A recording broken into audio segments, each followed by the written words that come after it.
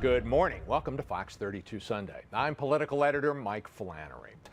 We have two guests who are among a group that is offering $1 million to somebody who can come up with an idea out there, and maybe it'll be you, that would reduce youth violence, the terrible toll of youth violence in Chicago. Toni, Irving, what's the deal? So we received a pile of applications that we're reviewing now. All of them are really focused on opportunity youth, kids that may have been truant, court involved, justice involved, and how do we reduce that and ultimately reduce violence? Because all too often they end up killing somebody or being killed themselves. Absolutely. I mean, we were thinking about the recidivism rate and how do we get long-term systems changed. Jim Reynolds. Yes, sir. How do they qualify for the $1 million? How many murders do you have to stop? Well, remember, these are the most at-risk youth. And what we want to do is just sort of bend that curve of these youth that would be headed in one direction, and an innovative program like this might be able to give it a more positive direction. All right, our two guests are Toni Irving, a former professor at the University of Notre Dame, who is now the executive director of Get in Chicago, and Jim Reynolds, sitting next to her. He is of the investment banking group Loop Capital. And Jim, you're a guy who actually grew up in the South Side neighborhood of Englewood, which has been ground zero for so much of this violence. That's right. The neighborhood was very different when you were there. It was. How much money have you guys? You've actually raised $46 million, and last year you put $4 million on the street. Did you change some lives last summer? Oh, we think we've put in infrastructures to really bend the curve.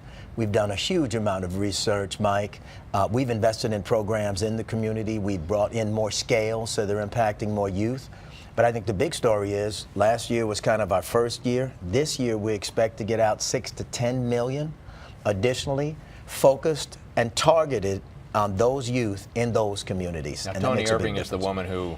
She does it. I just do the you talk. give her, you raise the money, and Toni, you have to put it on the street. So, correct. How many kids and parents did you work with last year? How many this year? So last year we put out $4 million, and it was about 2,600 people, youth and their families. And this year we're still putting out the money, so it's too soon to tell. But like Jim said, we expect to more than double what we did last year, and so we expect there to be thousands. What's really exciting about 2015 is that we're working on some new ventures. We're trying to scale up and get a lot of organizations that might be mission adjacent, doing similar things, that we can broker a partnership with that really focuses on our at-risk youth in the communities. So what does this mean? Can you tell me in practical terms? I'm a youngster.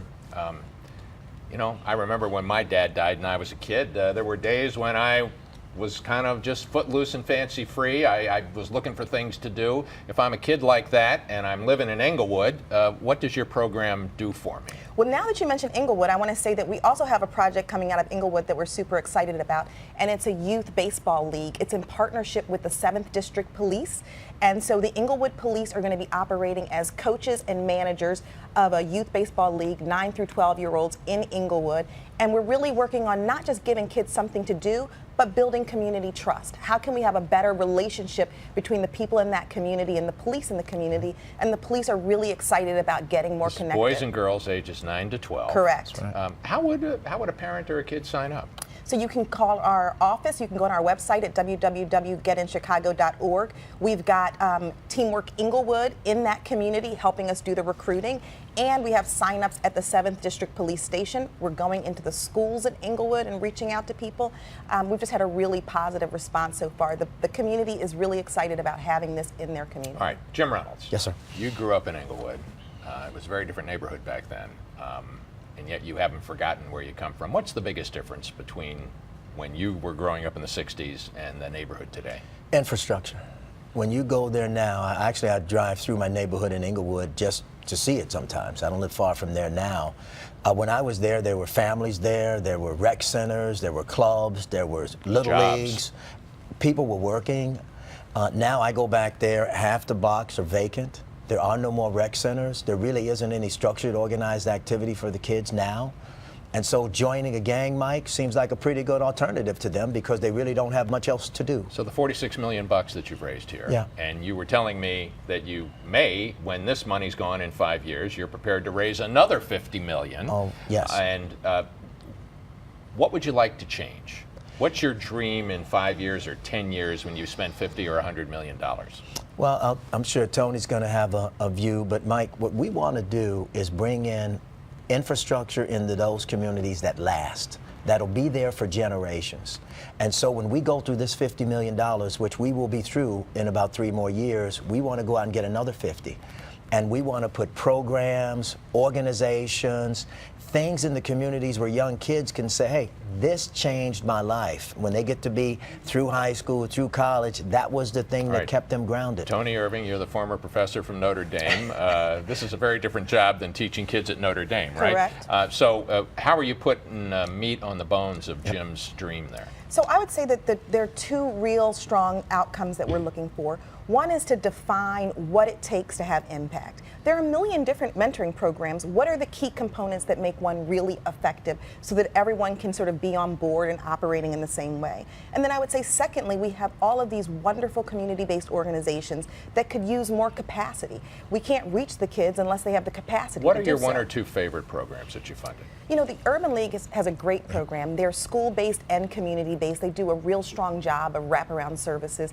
They're where the kids are and they give them what they need. And so that's a program that I'm exceptionally happy about. And I'd say Build as well. So Build is on the west side. And the Build program does really strong connections with kids. They have such a wide range of types of programs. And I've seen firsthand the developmental impact on individual kids that have participated in the Build program.